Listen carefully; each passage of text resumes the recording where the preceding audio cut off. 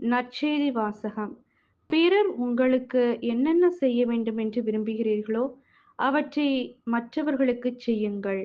மத்தேயு எழுதிய தூய நற்செய்தியிலிருந்து வாசகம். அதிகாரம் 7, இறைவசனங்கள் 6, 12 முதல் 14.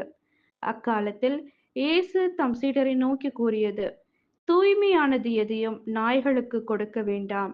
அவை திருப்பி உங்களை கடித்துக் கொதறும்.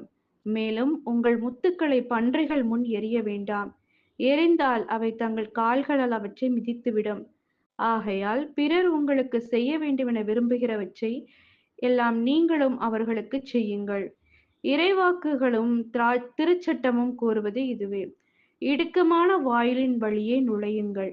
ஏனெனில் அழிவுக்கு செல்லும் வாயில் அகன்றது, வழியும் விரிவானது, அதன் வழியே செல்வோர் பலர்.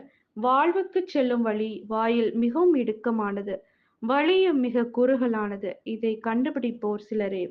இது கிறிஸ்துவின் நற்செய்தி. கிறிஸ்துவே உமக்கு புகழ்.